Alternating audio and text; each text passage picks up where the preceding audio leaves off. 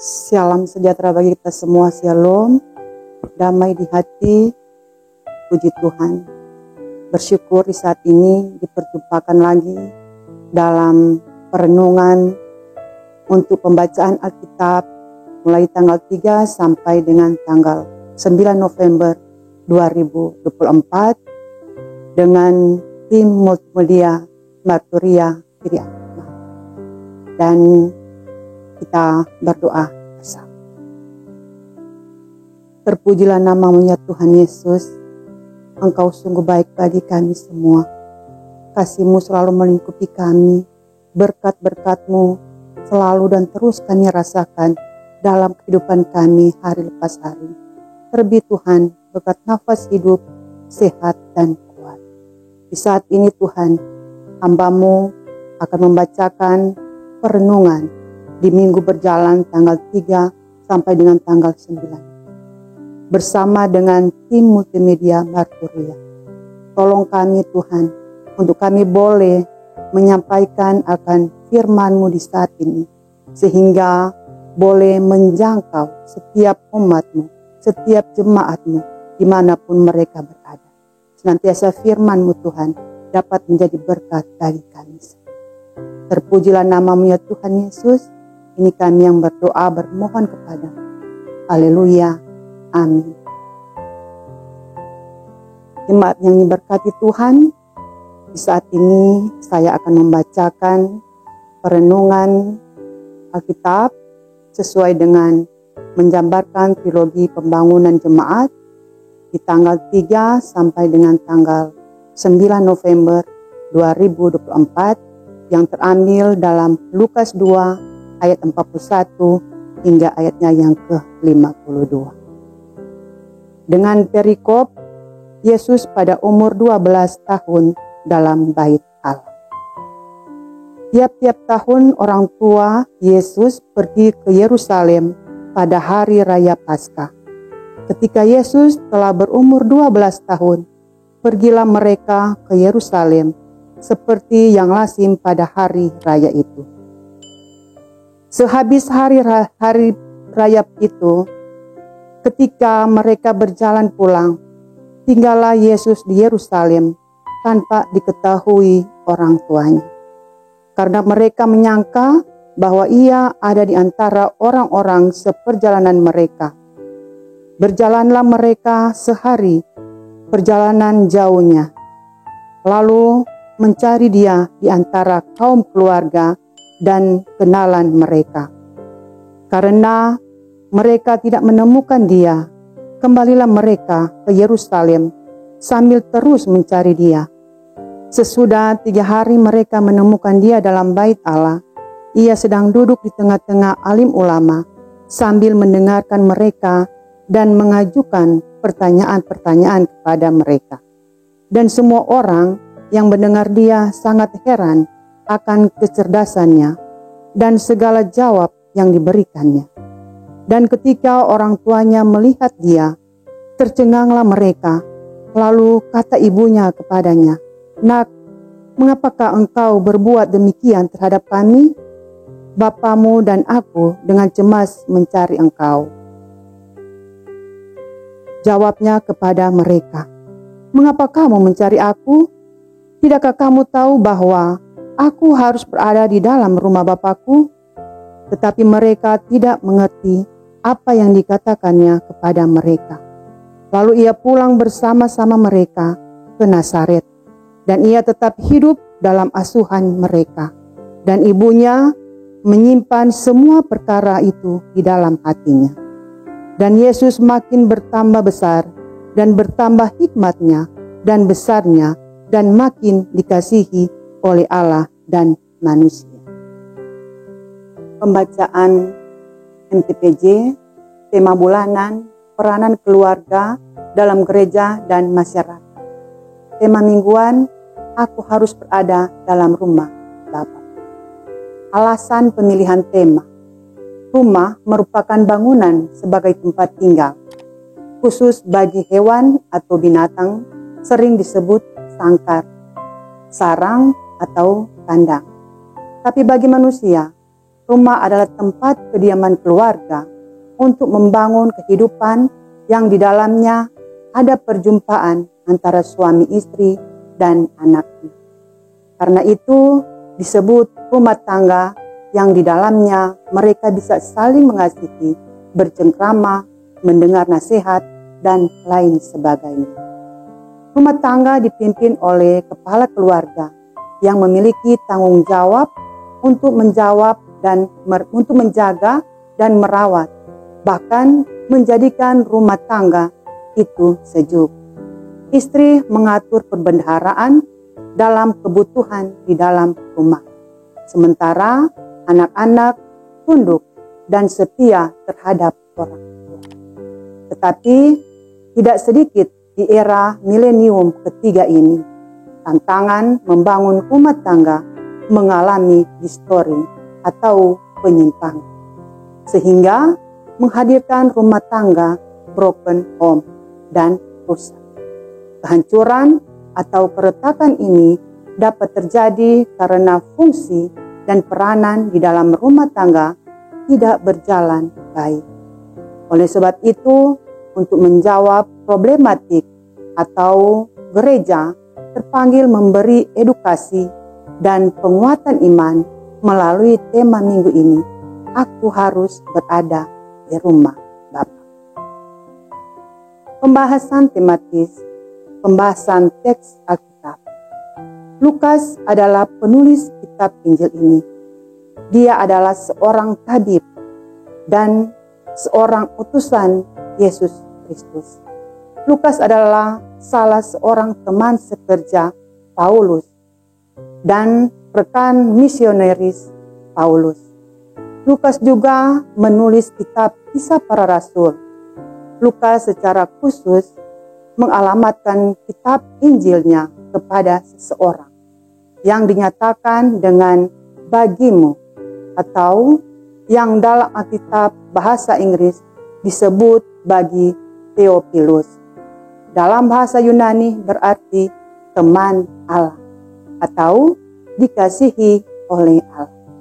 Lukas memberikan petunjuk lebih lanjut dengan menyampaikan laporan sistematik tentang pelayanan dan misi juru selamat. Dia ingin mereka yang membaca kesaksian untuk mengetahui sungguh benar Putra Allah itu yang penuh belas kasih, pendamaian, dan kebangkitan. Lukas 2 ayat 41 sampai dengan 52, penulis mengajak kita melihat kehidupan Yesus Kristus yang secara spesifik pada masa kecilnya saat berusia 12 tahun. Yang menarik dikatakan Lukas, Yesus semakin bertambah besar dan bertambah hikmatnya dan makin dikasihi Allah dan manusia. Itu berarti perkembangan pertumbuhan Yesus Kristus hingga di usia 12 tahun. Merupakan masa yang penting. Lukas menyaksikan peran orang tua dalam proses pertumbuhannya. Menurut tradisi Yahudi, ada saat mereka harus melakukan perjalanan ziarah atau alia leregel ke Yerusalem untuk memperkenalkan anaknya di hari raya Paskah. Perayaan hari Paskah menjadi kewajiban setiap anak-anak Yahudi ke bait suci di Yerusalem.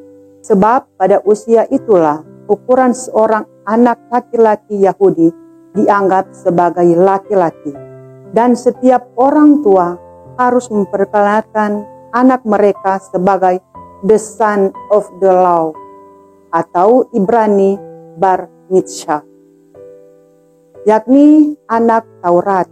Biasanya anak-anak umur 12 tahun diperkenalkan di bait Allah sebagai bentuk bakti dan kesetiaan yang ditandai dengan penguasaan membaca Talmud atau hukum dan adat istiadat Yahudi tafsiran dari hukum Taurat. Sehabis merayakan Paskah, ketika dalam perjalanan pulang, Yesus Kristus tidak ditemukan oleh orang tuanya. Mereka mengira dia ada dalam rombongan kafilah, yakni bersama-sama dengan kerabatnya saat pulang. Tapi mereka tidak menemukan dia. Kafilah adalah rombongan atau iring-iringan orang yang berjalan bersama-sama, baik menggunakan unta, keledai, atau berjalan kaki. Yusuf dan Maria merasa cemas, khawatir, dan gelisah karena tidak menemukannya dalam rombongan kafilah.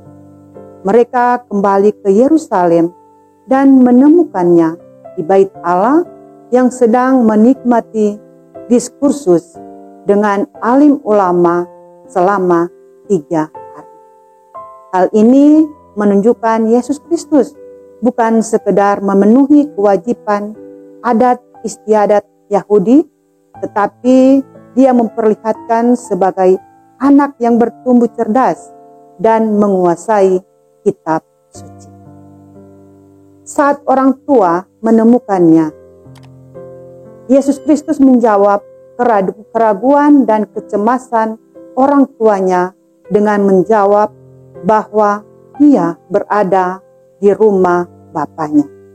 Yesus Kristus tidak menggunakan istilah Bapa secara lahiriah Yusuf, tetapi menunjuk pada sesuatu yang bersifat spiritual Allah. Frasa ini memberi arti rumah Bapa adalah rumahnya. Di satu sisi, rumah Bapa juga menunjuk pada surga atau kerajaan Allah. Artinya, sebuah tempat di mana ada damai sejahtera.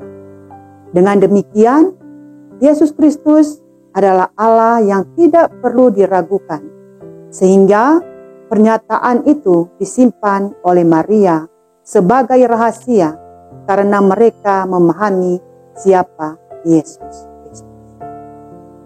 Bait Allah adalah rumahnya. Rasul Paulus mengatakan, tetapi dengan teguh berpegang kepada kebenaran di dalam kasih, kita bertumbuh di dalam segala hal ke arah Dia, Kristus yang adalah kepala. Dan tetapi aku mau supaya kamu mengetahui hal ini, yaitu kepala dari tiap-tiap laki-laki ialah Kristus, kepala dari perempuan ialah laki-laki, dan kepala dari Kristus ialah Allah. Rumah Bapa adalah tempat di mana ada damai sejahtera, ketenangan batin, dan kesejukan. Sebab di luar aku, kamu tidak dapat berbuat apa-apa. Makna dan implikasi firman. Pertama, tanggung jawab keluarga Kristen adalah bagaimana menjadi rumah kediaman kita ada rasa shalom atau damai sejahtera, yang di dalamnya terbangun saling mengasihi antara suami istri, sehingga anak-anak dalam pertumbuhan iman terbangun dengan akar yang kuat, ibarat tunas pohon zaitun di sekeliling mejamu dan tidak gampang hanyut dengan berbagai tantangan, tuntutan, dan godaan. Dalam rumah Bapa hadir kasih Allah Bapa. Juga di setiap rumah orang Kristen dan gereja menempatkan Yesus Kristus sebagai kepala. Kedua, keluarga adalah rumah pusat tempat persemaian nilai-nilai iman dan pengembangan diri. Oleh karena dalam keluarga landasan kehidupan anak dibangun dan dikembangkan. Rumah keluarga juga tempat untuk mempersiapkan anak-anak memiliki masa depan yang baik. Ketiga, panggilan membangun rumah keluarga Kristen harus mencakup aspek psikologis dan spiritualitas yang kuat agar mengembangkan perilaku kesabaran, ketenangan, ketegasan, dan integritas. Sehingga anak-anak akan mengalami proses pedagogik secara turun-temurun. Ibarat minyak yang baik yang harus mengalir di atas kepala, meleleh ke janggut Harun. Dapat diartikan, pendidikan bagaikan minyak yang baik harus mengalir dari satu generasi ke generasi yang lain. Keempat, Yusuf dan Maria menunjukkan tanggung jawab yang besar, baik secara spiritual dan jasmani, bagi perkembangan anak mereka. Dengan memperkenalkan kasih Bapa kepada anak sejak dalam kandungan. Itu berarti keluarga Kristen harus dapat mempersiapkan kualitas keturunan sejak dalam kandungan, bayi dan masa anak-anak, agar mereka pada saat dewasa telah memiliki fondasi yang kuat, mandiri secara rohani dan jasmani. Ada keluarga Kristen hidup orang tua tunggal atau single parent. Kendati demikian, sifat dan peran orang tua dalam keluarga harus tetap berjalan. Sebab Yesus Kristus adalah kepala keluarga yang menjadi pusat keteladanan kita. Kelima, keluarga Kristen berperan menghadirkan damai sejahtera Yesus Kristus dan menjadi berkat bagi masyarakat sebagai bentuk kesaksian orang percaya untuk menghadirkan shalom. Kendati keluarga atau rumah tangga yang terdiri dari suami istri dan anak-anak memiliki peranan masing-masing di dalam hidupnya. Namun, kepala keluarga memiliki peranan sentral yang menjadikan rumah tempat yang terlindung dan dirasakan nyaman. Hai istri, tunduklah kepada suamimu seperti kepada Tuhan, karena suami adalah kepala istri sama seperti Kristus adalah kepala jemaat. Dialah yang menyelamatkan tubuh. Sampai sekian pembacaan akan MTBJ di saat ini. Kita berdoa. Terima kasih Tuhan Yesus, kami mengucap syukur limpah banyak kepadamu. Di saat ini, dengan tuntungan-Mu, dengan penyertaan-Mu, kami boleh melaksanakan tugas pelayanan kami, baik hamba-Mu yang boleh membacakan perenungan MTPJ saat ini pun bersama dengan tim multimedia Marturia Jemaat Pemimpin Kasih. Biar kami semua Tuhan diberkati dalam setiap tugas dan tanggung jawab kami. Dan firman-Mu Tuhan yang sudah disampaikan senantiasa dapat menjadi berkat bagi semua orang yang mendengarkan. Terpujilah nama-Mu ya Tuhan Yesus. Ini kami yang bersyukur padamu. Ini kami yang bermohon kepadamu. Dalam nama Yesus, haleluya, amin.